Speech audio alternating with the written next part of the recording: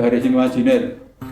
Ada Gunung Merapi, ada Tugu, ada Keraton, ada Panggung Krapyak, ada Laut Selatan. Yang semuanya ada filosofinya sendiri.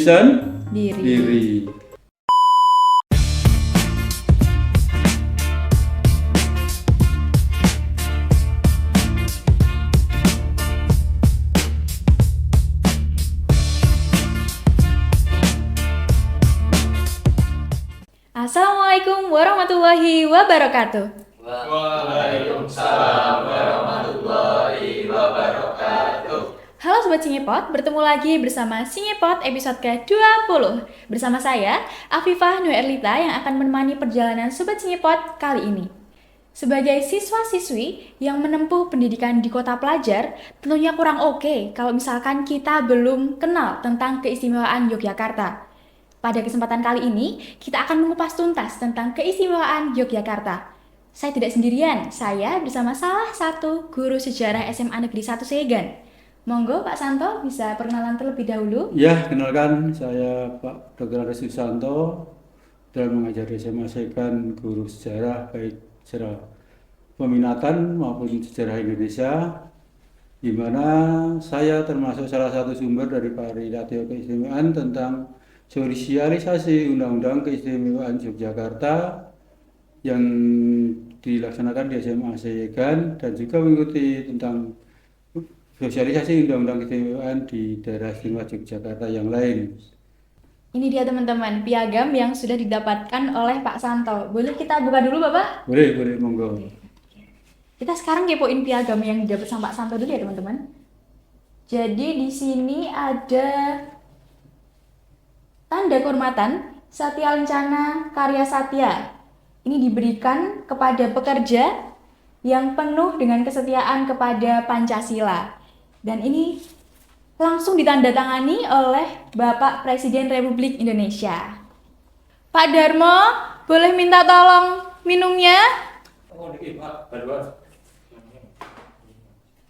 Oke. Itu baru nopo? Jamnya baru. Bagus niku. Matur nuwun nggih. Matur nuwun Pak Darmo. Monggo Bapak bisa diminum terlebih dahulu. Pak Santo, karena kita menjadi warga Yogyakarta dan Yogyakarta ini memiliki nama yang unik dan lumayan membuat kita bertanya-tanya. Kenapa nama daerah istimewa Yogyakarta ini disebut sebagai daerah istimewa? Bagaimana tanggapan Pak Santo kalau dari pandangan sejarah Bapak? Ya, kita lihat keistimewaan Yogyakarta secara daerah istimewa sebenarnya sudah sejak Undang-Undang Dasar 45 itu menyebutkan wilayah Yogyakarta sebagai daerah istimewa. Kemudian lebih istimewa lagi dengan bergabungnya Yogyakarta atau Kesultanan Yogyakarta ke dalam wilayah Republik Indonesia. Setelah itu,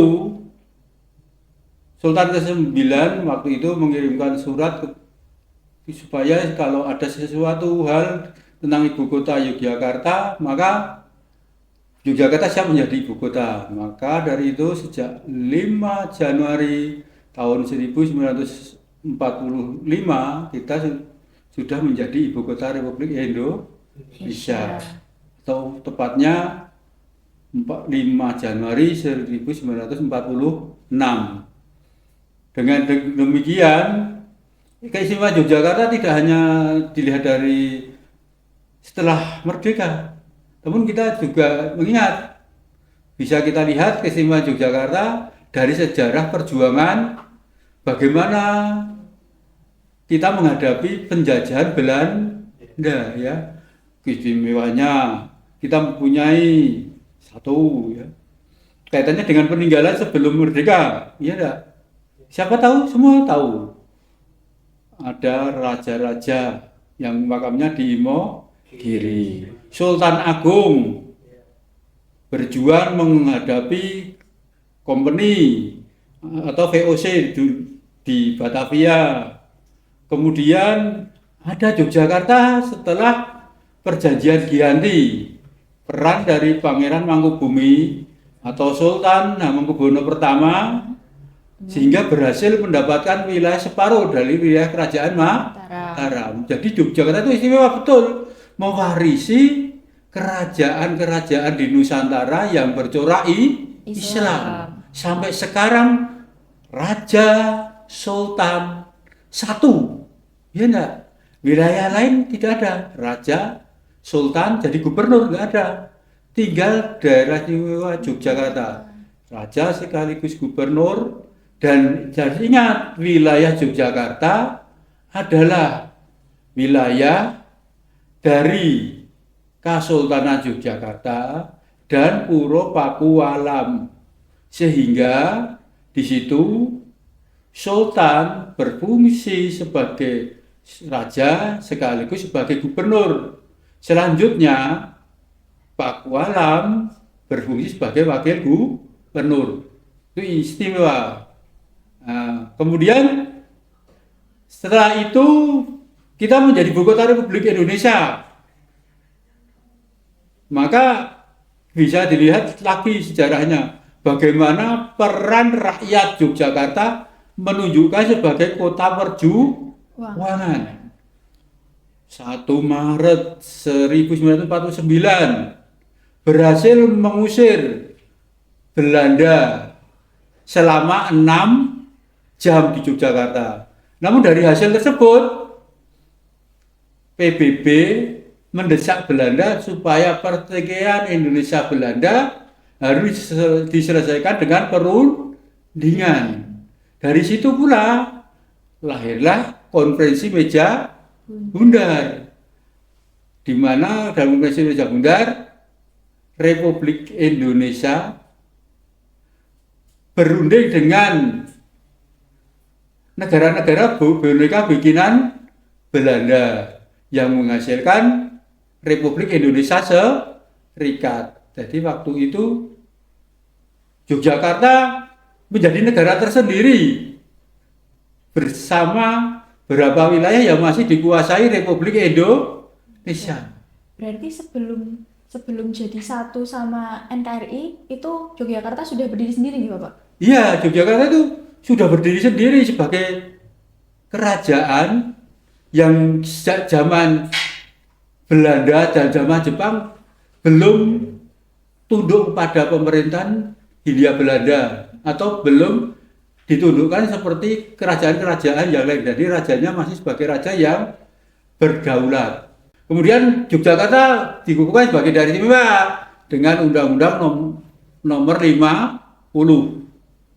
Kemudian setelah reformasi ditambah lagi, disempurnakan dengan keluarnya Undang-Undang nomor 13 tahun 2012 tentang Undang-Undang Keistimewaan Yogyakarta.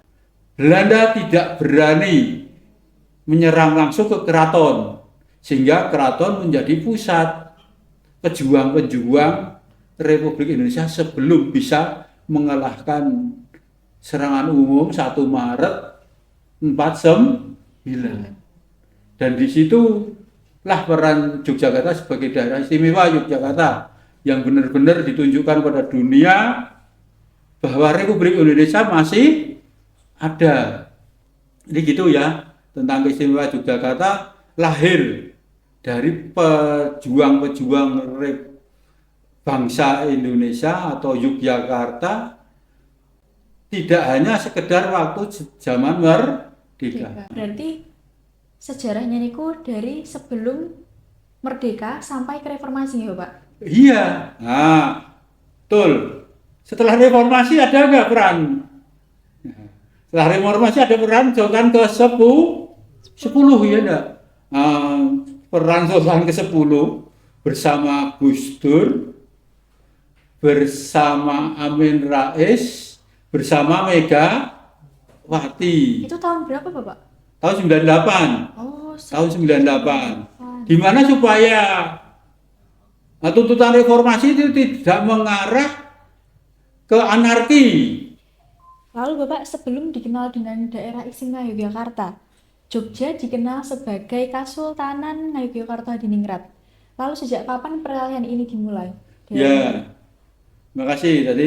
Tadi memperdalam lagi gitu ya, bahwa berdirinya Keraton Yogyakarta berdasarkan Perjanjian Giyanti Giyanti. 1755, di mana Perjanjian Giyanti dimulai dari perjuangan Pangeran Mangkubumi sebenarnya mengusir Belanda. Kemudian Belanda berinisiatif supaya perjuangan ini berhenti Nggih. dan tidak terjadi konflik berkepanjangan, maka politik pecah belah dilakukan. Mataram dibagi dua, sehingga Yogyakarta berdiri. Maka Perjanjian Giyanti itu menjadi cikal bakal dari terpecahnya Mataram Islam menjadi dua, yang kita kenal sekarang daerah Solo, Surakarta dengan Yogyakarta. Baik, berarti tadi Perjanjian Giyanti itu ada karena adanya perang saudara nih Bapak? Bukan Apa perang bagaimana? saudara, bukan perang saudara ya. Jadi perang itu Nggih. dilakukan keturunan dari Pakubuwono, Dua. terutama waktu itu keturunan putra-putra Pakubuwono Dua. II. Nggih. Sehingga putra Pakubuwono II itu waktu masa Pakubuwono III menyerang ke posisi VOC, kedudukan VOC, supaya VOC itu tidak mencampuri urusan keraton. Nggih. Kemudian keraton masih bisa memilih daulat sehingga mengelola tanah sendiri. Nah, karena politik pecah belah ya, Nggih. VOC atau Belanda menganggap perang saudara, tapi tidak. Jadi perang itu memerangi Belanda supaya kedaulatan keraton diperhitungkan, sehingga Belanda pintar kan, kalau diberi wilayah separuh dianggap dia sudah merdeka, sudah tidak lagi memerangi Belanda, dan Belanda memberikan kompensasi kan, sehingga kompensasi ya wilayah-wilayah yang diberikan Pangeran Mangkubumi waktu Perjanjian Giyanti itu menjadi wilayah Pangeran Mangkubumi sepenuhnya. Baik, Bapak, kalau di awal tadi bahwa ibu kota Indonesia itu pernah pindah ke Yogyakarta, apakah hal Iya. itu juga menjadi pendukung diberikannya status keistimewaan untuk Jogja, Bapak? Ya, betul, betul sekali. Walaupun secara tidak langsung ada kaitannya, di mana waktu Republik Indonesia berpusat di Yogyakarta, itu Sultan ke-9 menyediakan tempat-tempat keraton dan bangunan-bangunan keraton untuk menjadi istana negara atau pusat pemerintahan. Kita bisa melihat undang-undang keistimewaan kaitannya dengan pemerintahan, di mana wakil gubernur dari Pulau Pakualaman, gubernurnya dari Kesultanan, keturunan sultan dan keturunan Pakualaman. Kemudian baru kedua tentang agraria atau pertanahan. Ketiga nanti tentang adat Adat. Tadi nanti keempat tentang budaya. Kemudian tentang tata ruang. Menurut saya kok yang sekarang tata ruangnya berubah dengan dulu, yaitu sebagai implementasi atau perwujudan untuk menunjukkan bahwa keistimewaan Yogyakarta yang mendapatkan dana istimewa bermanfaat. Nah, tujuan pemerintah daerah istimewa Yogyakarta sebenarnya kita setelah 100 tahun Indonesia merdeka menjadi pusat budaya Asia. Berarti ini tadi banyak juga ya Pak faktor pendukung yang mendukung Jogja diberikan sebagai status keistimewaan. Iya. Faktor tadi ya, Iya. penduduknya yang berjuang, pemerintahnya yang berjuang. Kemudian di samping sarana Sarannya prasarana yang mendukung.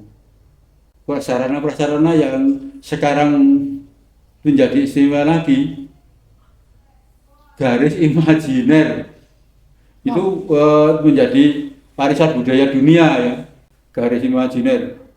Ada Gunung Merapi, ada Tugu, ada keraton, ada panggung Krapyak, ada laut selatan.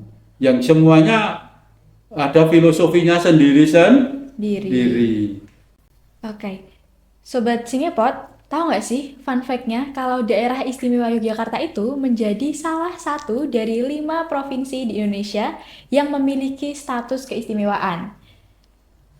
Karena kita baru fokus ke Yogyakarta, kira-kira apa saja Pak aspek keistimewaan yang dimiliki oleh Yogyakarta?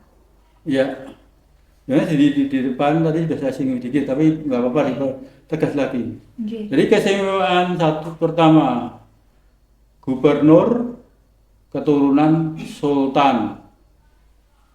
Pakai gubernur keturunan Pakualaman.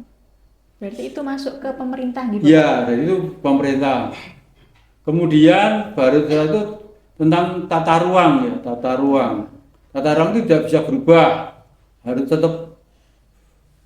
Kemudian kaitannya dengan agraria atau pertanahan.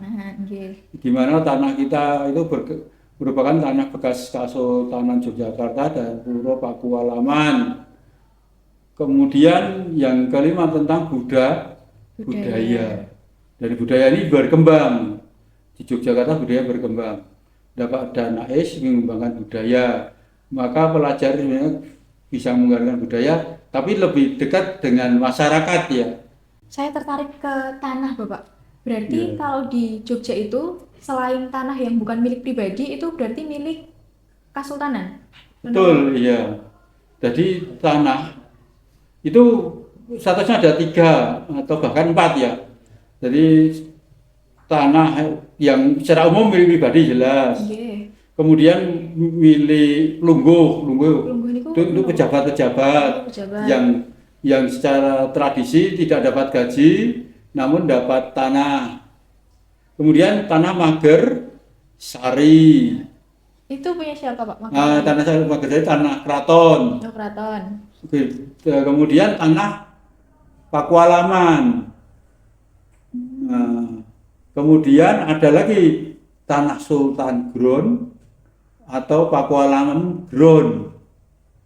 Jadi yang di pesisir pantai itu yang di Gunung Kidul, di Bantul itu kebanyakan Sultan Ground.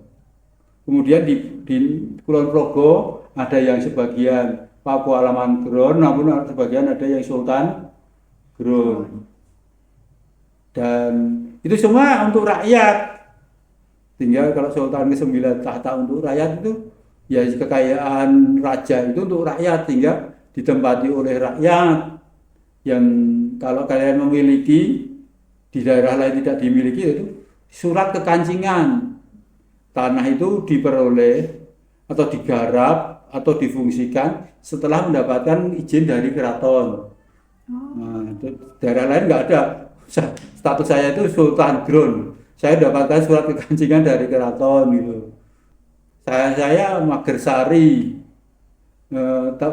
dari Keraton Yogyakarta yang sewaktu-waktu digunakan, maka saya harus merelakan.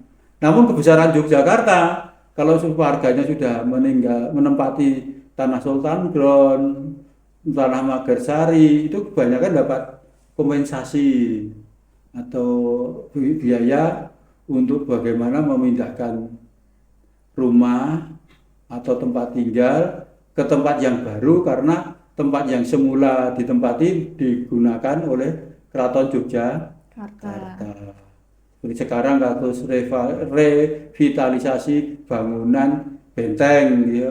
Jadi orang yang tinggal di sekitar benteng-benteng dipindahkan atau suruh pindah sendiri ke tempat asalnya dengan biaya dari keraton. Itu tidak dimiliki oleh daerah yang lain. Berarti tadi aspek keistimewaan itu ada 5, ada pemerintahan, ada adat istiadat, tata ruang, budaya, dan yang terakhir tanah. Tanah atau agraria ya. Oke. Lalu apa sih Pak tujuannya diberikannya status keistimewaan? Ya, tujuan 1. Pertama, supaya jasa perjuangan Kesultanan Yogyakarta tidak hilang. Oke. Lalu? Kedua, menghargai jasa para pahlawan pendiri Bangsa. bangsa. Yang ketiga, supaya barometer bangsa Indonesia tetap masih ada, barometer perjuangan, di mana bangsa Indonesia itu berjuang tanpa pamrih, ya enggak? Oke. Tanpa pamrih. Jadi kalau bangsa yang besar masih mau berjuang tanpa pamrih, ini bangsa itu akan menjadi besar. Bangsa yang besar adalah bangsa yang menghargai jasa para pahlawan, yang berbuat sesuatu itu tanpa pamrih, baru bisa berhasil. Nah, kalau pamrih dulu, kalau tidak ada pamrihnya, tidak berbuat, ya itu nanti kita mengalami kemunduran. Maka dari situlah keistimewaan menjadi contoh.